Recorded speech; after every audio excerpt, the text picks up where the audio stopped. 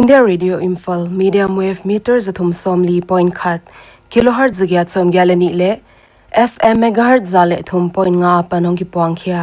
paite program ahi tuni in tu thakla khom simna le ngai khetu ten la twaleng hon tel khom teu ngai na inei dingo la tel ama sapena ngai dingo Gilkhang Buh-Al chila Zakim sak deya hon tel tu te Imphal muntuam tuamapan chingboy sang le siami ten ahon telo hi ngai dingo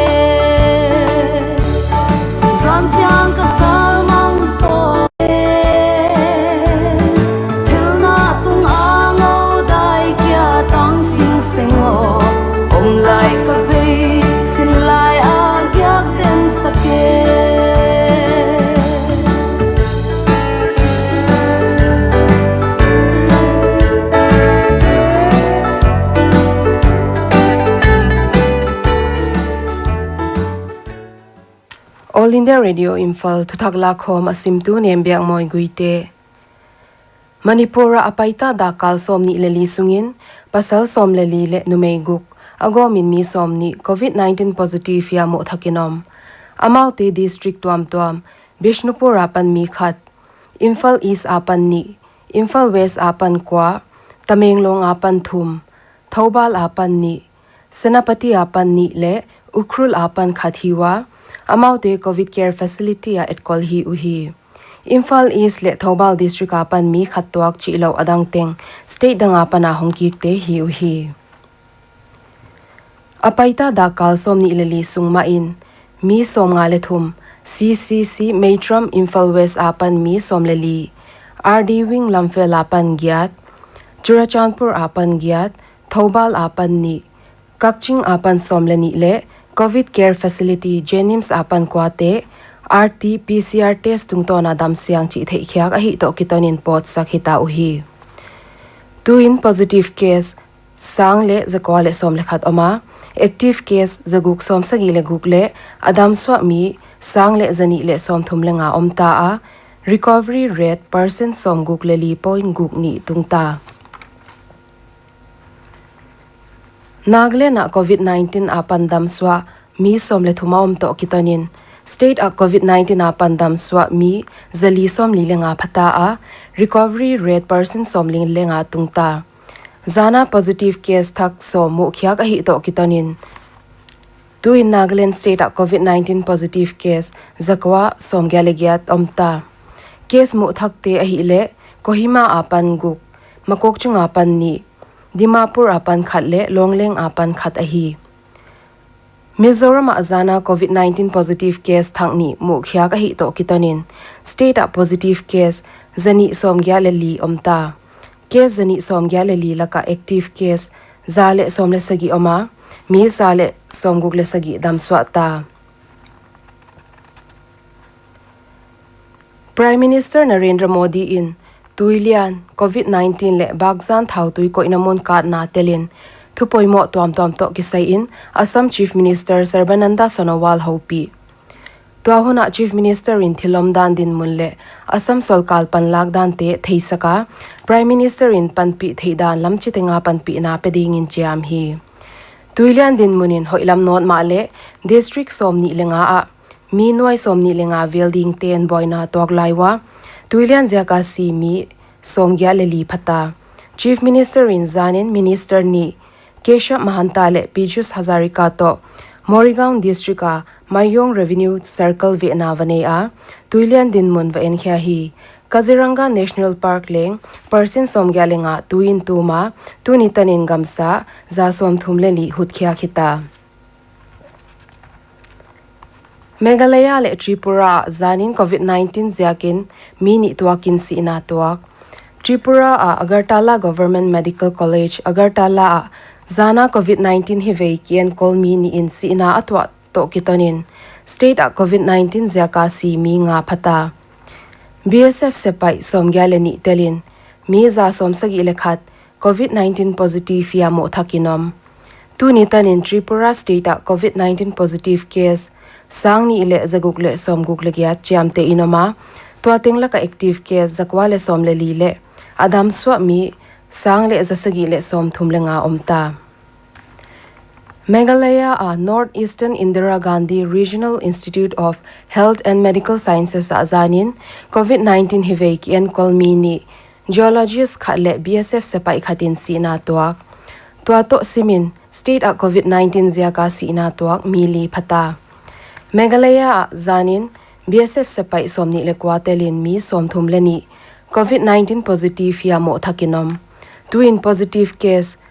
zali som nga laka active case zathum som kwale sagi oma mi som li le kwa damswata.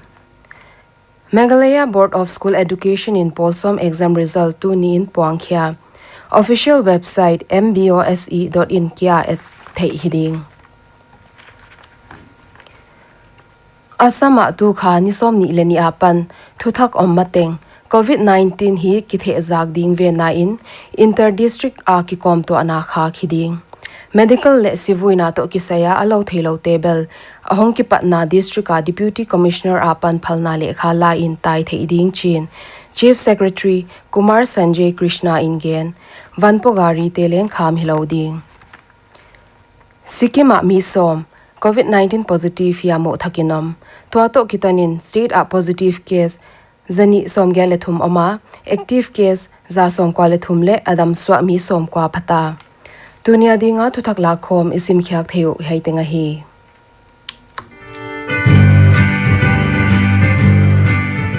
COVID-19 dona a frontline worker te na Seppatni in la pa toidan siamin thuzau the zak tu in pangken thubel chian dol le thudik na theina ding in Ministry of Health and Family Welfare website a panlazil in la COVID-19 the zak tu in kwa ma ngo ken COVID-19 veidam kikte ten bol mai loin thu hoi le maban lamet na to han thon zo in heinat na ve kha le quarantine om khate min hi na veng min te pholak ding a hi ke thu swa tu Ministry of Health and Family Welfare Government of India.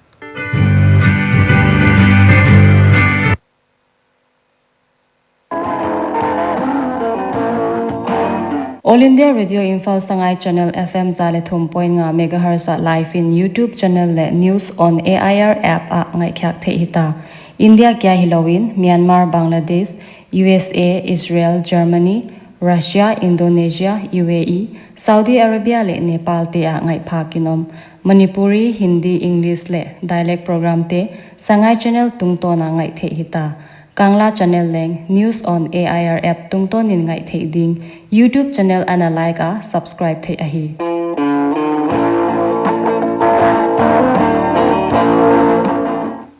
Latil abana ingai non dingu Alengsiam wa chila Biaksang Tungdim inasak. Deya hontel tute singa ta om swanawin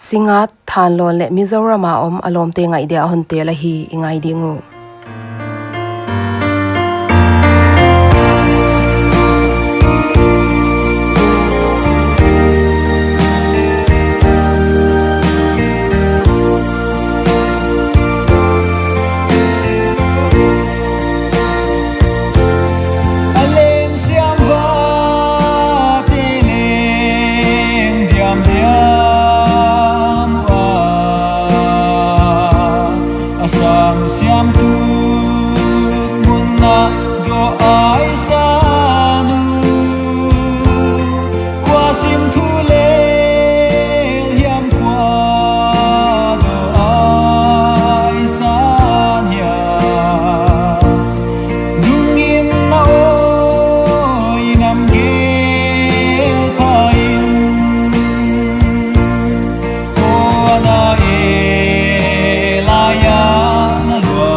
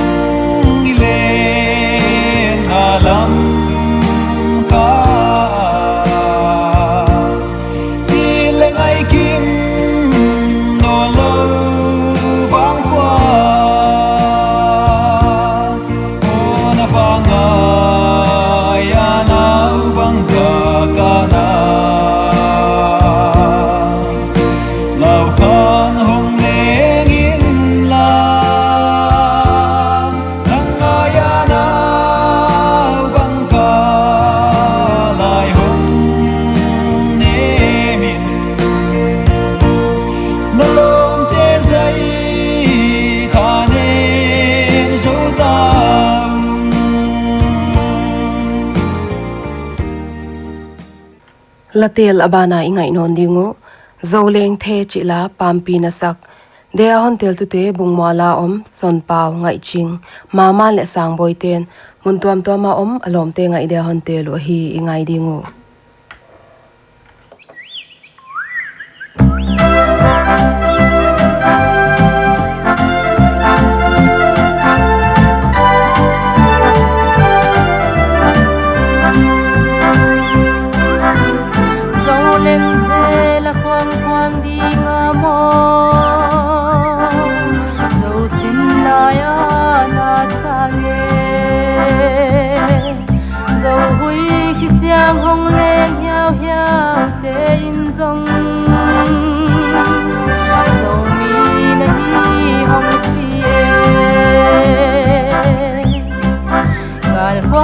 Zakim 𝕿𝖊𝖊𝖊𝖑𝖆 𝕷𝖆𝖐𝖐𝖍𝖆 𝕿𝖊𝖊𝖊𝖑𝖆 Paampi ngai gi bang khen kol gam vai gam a heite lungzuan ka sial na tul sing bang sang lua sa Zoulengthe la khoang khoang di nga mo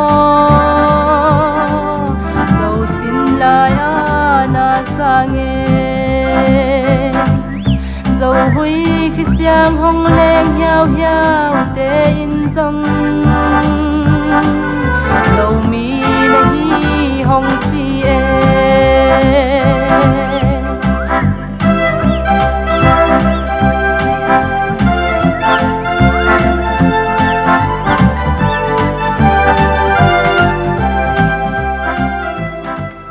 Tunia dinga ngai khetu ten la twaleng na hon tel khom teu ingai theu hei tenga hita All India Radio Imphal zinjang in tuthak la khom simna le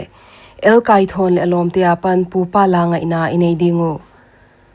tuni taklam dakli minute som ligin to kitonin ihuno abeita